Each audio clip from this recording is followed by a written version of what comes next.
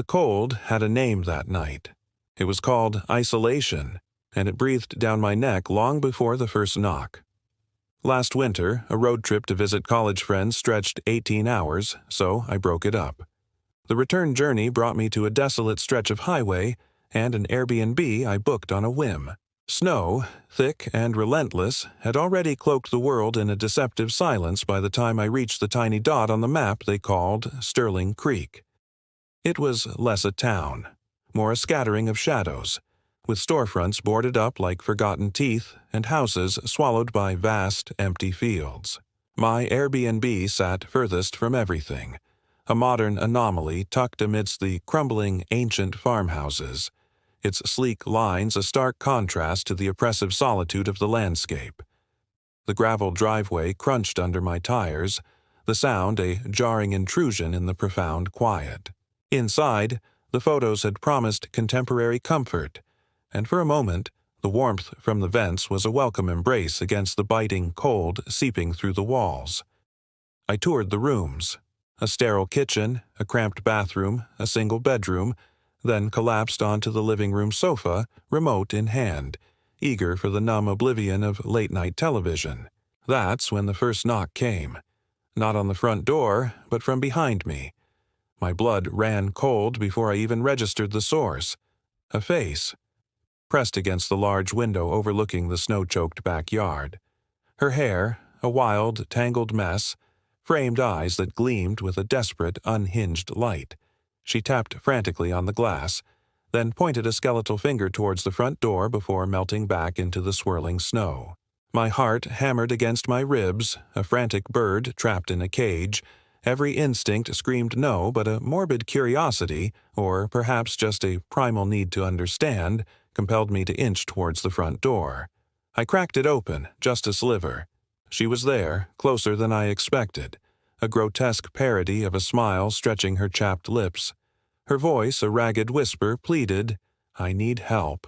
I lost something out there. I squinted into the white void, seeing nothing but the pale, ghostly glow of the Airbnb's porch light reflecting off the snow. "There's nothing," I mumbled, backing away. She repeated her plea, her smile twisting into something predatory. A shiver, colder than the winter air, snaked down my spine. I shook my head. "No, I can't help you," and slammed the door shut, the bolt sliding home with a click that sounded deafening in the sudden silence. I heard her footsteps, scuffing away into the drifts, then nothing. Just the silence. A silence that now felt heavy, suffocating. Was she insane? A drifter, or something far worse? I sank back onto the sofa, the television's flickering light doing little to dispel the gloom. Every shadow seemed to writhe. Every creak of the old house was amplified, sounding like footsteps just outside the door. I told myself it was fatigue, the long drive, the isolation. But a nagging fear began to gnaw at me. Was I losing it? Was this just the beginning of some internal breakdown, or was something truly out there? Sleep refused to come. I tossed and turned for an hour, the rhythmic thumping of my own heart the loudest sound in the house. Then a sudden sharp jolt. I was awake, alert, and then I heard it, a faint, almost imperceptible scrape from the front of the house. It wasn't the wind. It was deliberate. The memory of the woman's wild eyes flashed through my mind. My breath hitched. I slid out of bed, each creak of the floorboards under my bare feet sounding like a gunshot in the oppressive quiet. I crept down the hallway, the darkness ahead of me seeming to deepen, to coalesce into something formless and menacing. My eyes strained, adjusting to the gloom. And then I saw it. The front door. Ajar. A sliver of blackness where there should have been solid wood. My blood ran cold, again. A wave of pure, unadulterated panic washed over me, numbing my limbs, yet propelling me forward. I lunged, throwing my entire weight against the door, slamming it shut with a desperate cry. But it wasn't just me. Something on the other side pushed back. A surge of raw, inhuman strength met my own, threatening to rip the door from its hinges.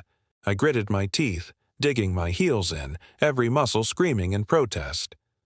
For a horrific second I felt the door give, felt the cold air rush in as if a gaping maw was preparing to swallow me whole. The stench of damp earth and something sickly sweet, metallic, filled my nostrils.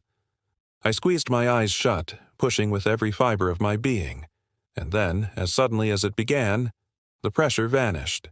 I heard a frantic scurry of footsteps, fading quickly into the snowy night.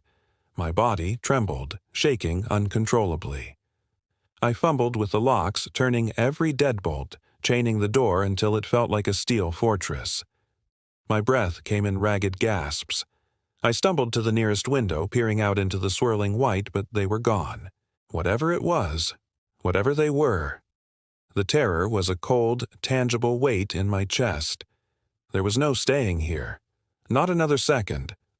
I scrambled back to the bedroom, throwing my belongings into my bag with trembling hands, my mind racing. The police.